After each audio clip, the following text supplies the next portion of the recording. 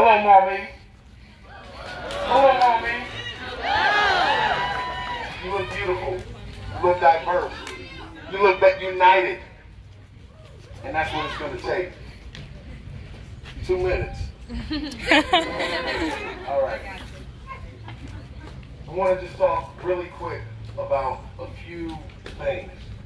Allyship. All right? Maumee is not the blackest place in America. We know this. So what does it mean to be an ally? All right, I focus on the... Can y'all hear me? All right. So what does it mean to be an ally? Yeah, I believe in the golden rule, which means do unto others as you would have them do unto you. All right? Yeah, you can clap that up. Clap it up with those hands.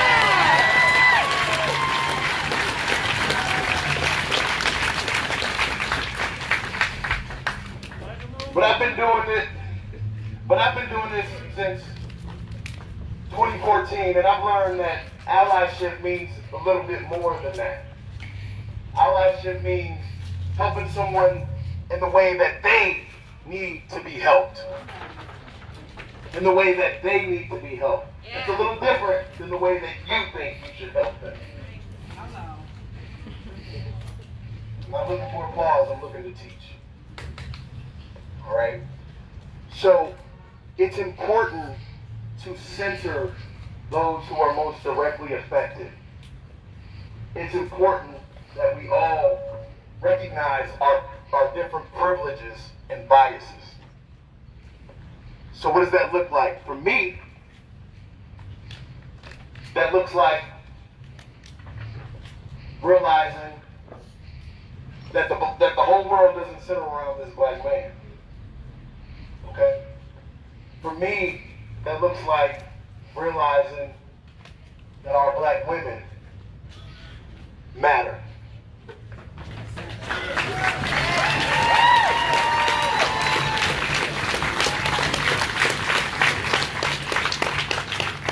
They deserve to be held up. Absolutely. And they deserve justice too. Yes, sir. So let me hear you say, justice for Breonna Taylor. Justice for Breonna Taylor.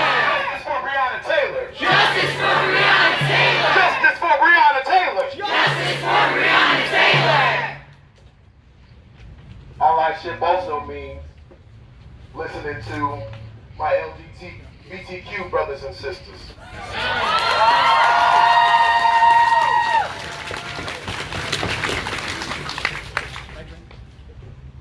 See, in order for Black lives to matter, all Black lives must matter.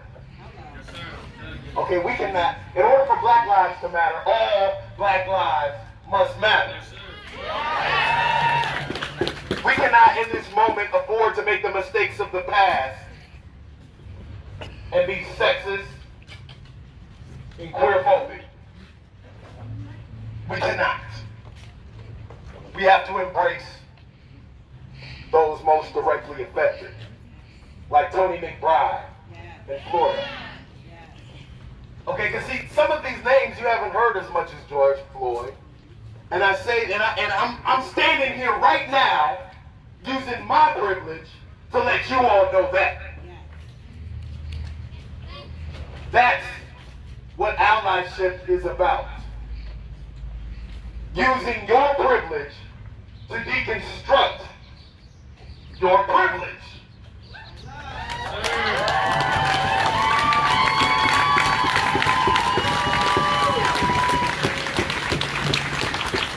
So let me hear you say, justice for Tony McBride. Justice for Tony McBride. Justice for Tony McBride. Justice for Tony McBride. Justice for Tony McBride. Justice for Tony McBride. I know I'm getting that. Go for it. All right. And lastly, I just want us to remember to think and act locally and think and act globally. All right? We are all interconnected. While I do believe police violence is a uniquely American problem, occurring every 28 hours in this country and accumulating over 1,000 deaths a year, which is a problem that doesn't happen anywhere else but here. We have to think globally. And so when we educate ourselves, remember the colonialistic bias that we get indoctrinated with year after year after year. And as I look at the demands, right, and we talk about education, that is something we must consider and remember as members of the global community. Yes, sir. And when we talk about locally, this is something I think we can all do. Because, listen, Black Lives Matter in Maumee, in Toledo, all right, in Libya, in Palestine, in South Africa, in Vietnam, in Iraq.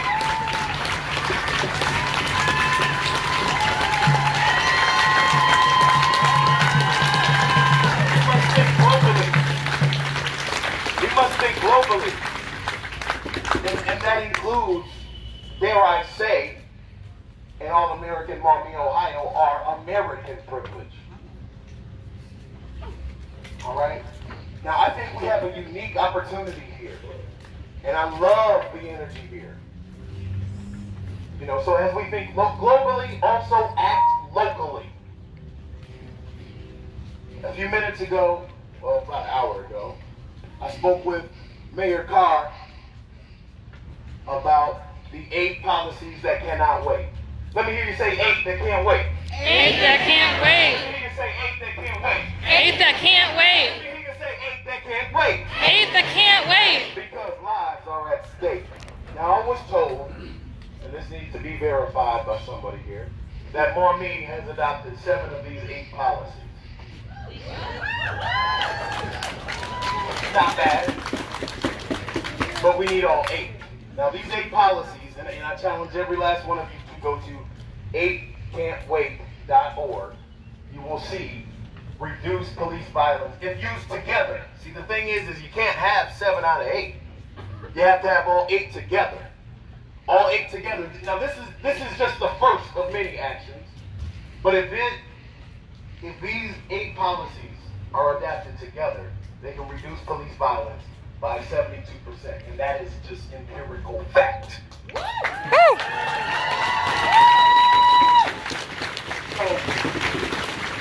So this is where I need you all's energy together. Right? This is where I need us to push our local elected officials. And some of them might just need to be pushed out.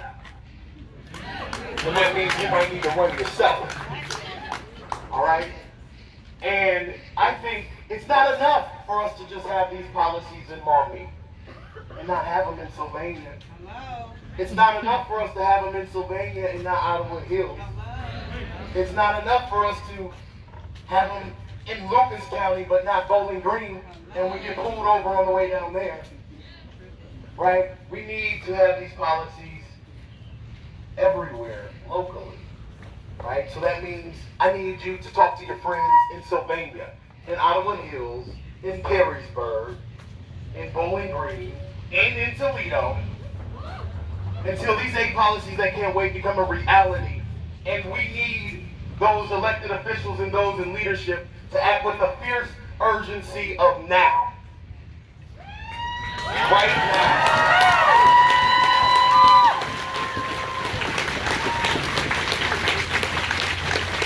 And it is that, right?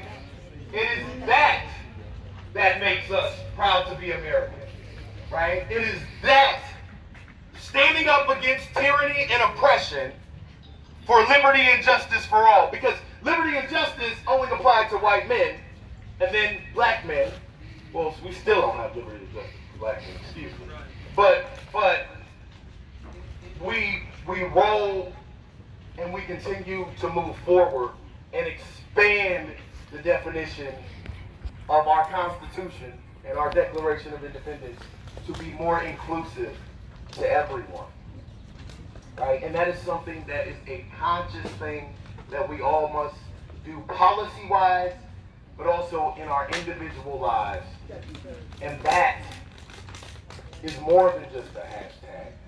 That when we walk it out in our everyday practice, in our everyday lives, is how we make all Black lives matter.